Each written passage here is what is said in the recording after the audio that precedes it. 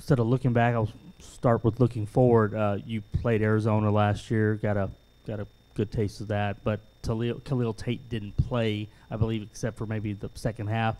Any thoughts just on what you can take from what he did last year, and then maybe what BYU did against them in the opener? Well, that was a totally different team for the three and a half quarters that he was not playing. It came down last series up 3. They're either going to kick a field goal and take it to overtime, or they're going to score and win the game. I think we had an interception. Garrett had an interception there in the red zone to seal the game. So the game totally changed when he entered the game in terms of what he provided for them at quarterback. Taylor, Sean, Ellison, all those guys, tremendous athletes. But when he came into the game, there was a definite change in momentum and spark that he provided them. So he's an elite player. He's a great quarterback who's very, very athletic. He's got a great host of talent around him in terms of Taylor and Sean and Ellison, and Poindexter is playing great as well. So there's a lot, he'll probably tell you himself, but there's a lot more to that offense than just Khalil. But he has all those weapons, and he knows how to use them.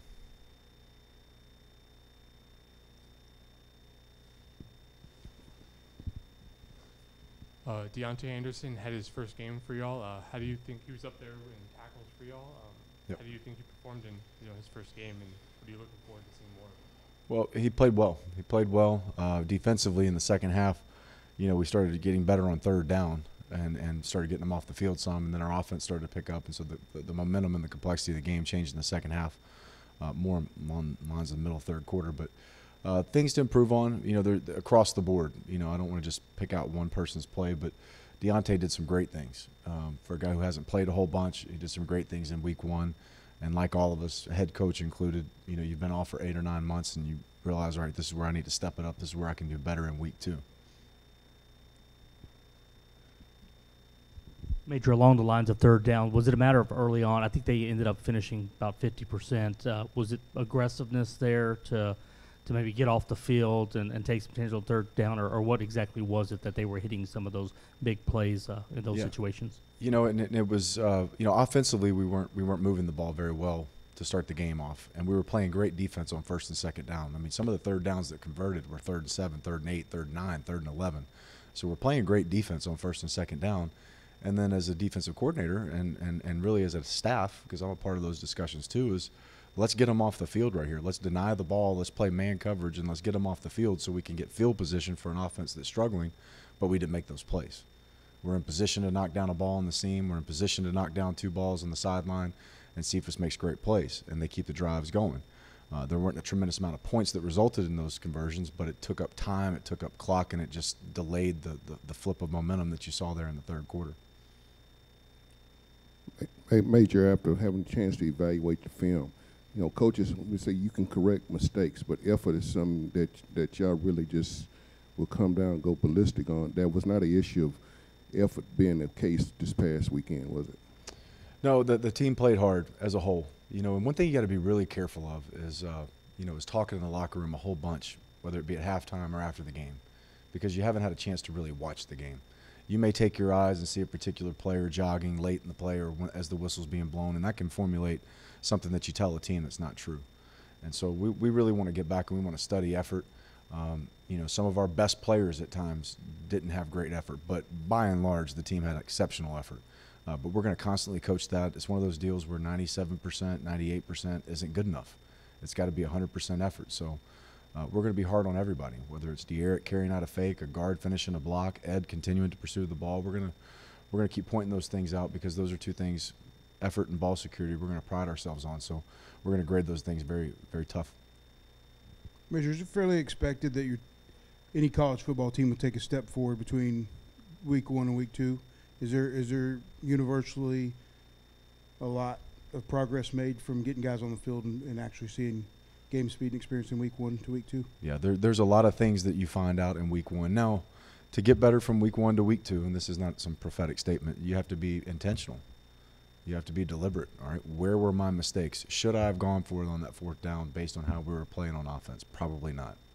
Did I help our punt returner enough with some rules that I can make the game easier for Bryson if I just give him some more clean-cut, defined rules? Okay, that's how I got to get better this next week, Major, and I've got to be intentional on how I got to get better. And the same thing with offensive players or defensive players and assistant coaches. We've got to look at it and say, all right, was this a mental mistake, a lack of focus? Was this something that I asked this kid to do that he physically can't do? Am I being stubborn in my, in my scheme or my play calling? There's a lot of things that you've got to look at, but you've got to be intentional and deliberate, and that's something that we talked about. And we talked about it right before practice.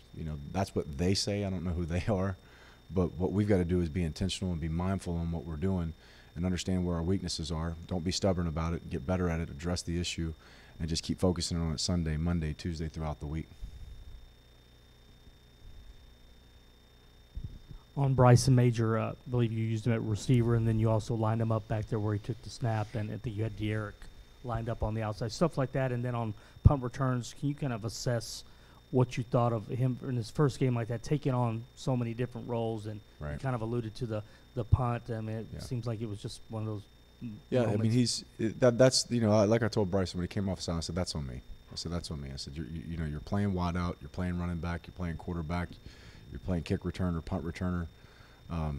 You got to find out, again, are you giving them too much, or are you giving them just enough, but maybe you need to clear up some things to make them be able to go out there and play more clearly and more freely with more confidence. And there's performance anxiety. I don't know how to say it any other way. There's performance anxiety. Anytime you take the stage, I don't care whether you're giving a presentation, you're teaching a class, giving a lecture, you're going to play, people get nervous. It's human nature. So that's where you have to be smart as a coach and say, is this something that they had the anxiety and they'll be better the second week at it? Or am I just putting this guy in a situation where his brain's going to lock up and he just can't do it? And it doesn't matter what I know as a coach. It's my job to take the error out of the game for him.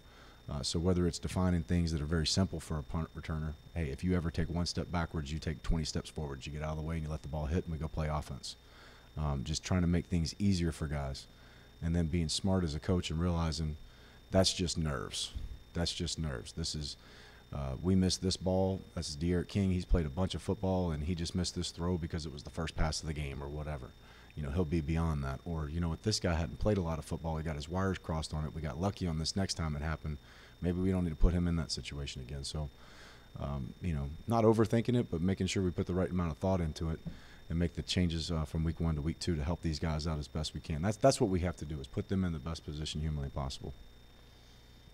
Coach Ed Oliver, Defensive Player of the Week, no surprise, but can you just talk about, people know they need to stop Ed Oliver, but they still can't. Can you just talk about what he's able to do with all the anticipation of what he could do and how successful he was in the first game? Yeah, it's a difficult task. I mean, he's a great football player, and there's going to be a lot of different schemes that he's going to face. And starting off against a guy like Coach Blumgren, who has expertise in the offensive line and went about it a lot of different ways. There's formulas that'll start coming out and they'll start evolving throughout the season. You'll start seeing how people are attacking him. So he's going to get everything from snap count to perimeter runs to runaways to trap blocks, to double teams, triple teams. He's going to see it all. But I was proud to see the one thing about his play Saturday was his maturity and poise. That's what I saw from our players, is poise. I saw it from De'Eric. I saw it from Ed. I saw it from other guys as well. Is when things weren't going well in the first and second quarter, it wasn't, come on, man, what are we doing? You didn't feel all that. It was, hey, we got to tighten up. I mean, it's a mistake here, it's a mistake there, and it's not acceptable. And this thing's going to continue to happen this way until we start playing cleaner football. And then they all, composed themselves at halftime and then started playing better football, gave up 3 points on defense, and the offense started rolling in the second half. So the physical play is great, but just watching them hold their composure in a first game like that, especially against a team that had already played a game, was impressive. So we just got to keep doing that and keep building on that. Coach, it was mentioned earlier about week 1 to week 2. Defensively, week 1, was it more of defensive, not being impatient rather than patient and figuring it out? And it took at least 2 quarters, at least the first half, now before things got corrected. Well, yeah, it was a combination of just the flow of the game. We didn't do anything offensively in the first half. Anytime a Stanford-style, Rice-style offense snaps the ball 86 times in a game, that's telling you that you're getting off the field too fast on offense and you're not playing good enough ball on third down. So when we started playing better ball on third down, we started getting better field position. We started scoring. And then when we started scoring, we started making them do some things that they didn't want to do.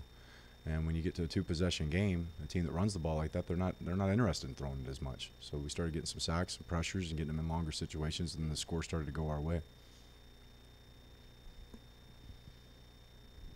Major, from personnel now in light of Darian, how much that Roman getting in there and having a good game maybe help take a little bit off of what you're going to have to deal with now for the next couple of weeks at least.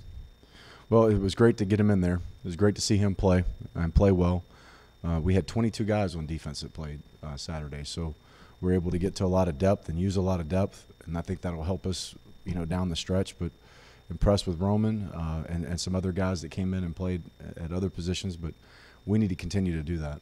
So Roman will get some time, obviously with Darian out.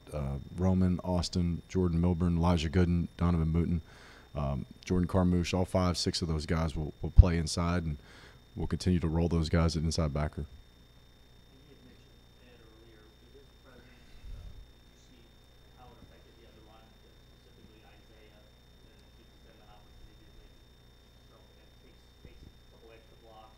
Yeah. There's no doubt. I mean, when you've got to schematically start we're going to commit these 2 guys to this guy, it frees up somebody as a single, and defensive lines are always fun to watch. Once one starts getting his, then the next one gets his, and then it's just a feeding frenzy. So you like to see that kind of excitement and enthusiasm, and it was great to see Isaiah early get in there and get a sack along with Austin and have some production from some other guys, and I'm sure those guys want their name called as much as Ed's had his name called. So it's always good to have competition and see who can beat who to the ball. All right, have a good day. Oh, you got one more? Okay, sorry. Looking at the backfield from last year and not getting used a lot to now with Patrick. We're not going to talk helmets and how you're going to resolve that, but the Patrick Carr, just to get him in there, what did you see? Has he earned himself some additional playing time now, and kind of what was the plan, or once the helmet was fixed, with Terrence and Mulba and Patrick? I thought once the back started, third quarter started running better. But just by and large, we got to get more vertical as backs. We got to get better pad level. We got to run our feet at contact. It is not always going to be perfect, So it's BYOB. You got to bring your own blocker at times and go. And those guys, we got to get more vertical, better lean, run our feet at contact, and that's something you saw Patrick do. You saw him get outside with his speed, but when he got outside, he got vertical and found himself in the end zone. So we're just going to continue to develop, and that's another thing from a running back position, having coached that position. It's difficult, unless you just tackle all of fall camp, but you're going to run the risk of injuring your whole damn team. It's difficult until you get in those situations where you are playing live tackle, and you start to get your legs and the feel for how to run the ball in the first couple of games. So it was good to see those guys in the second half, a lot like our team, kind of get their rhythm going.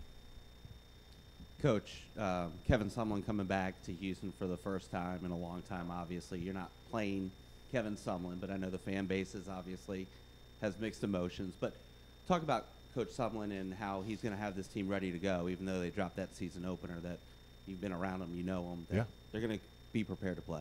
Yeah, absolutely. I mean, I told our team that this is about us. It's always about us. It's about how we play. It's about how we practice. If we want to play to a standard, practice at a standard. This is not about playing a Power 5 team or playing a Pac-12 team. That's not what this is about. This is about Arizona coming into Houston and trying to take something that's ours. And they're wanting to start their season off with a win now, and they're going to try to come into our house and take something that's ours, and we're not going to let them do that. So we're going to focus on what we need to do from now until game time to get prepared to go win on Saturday.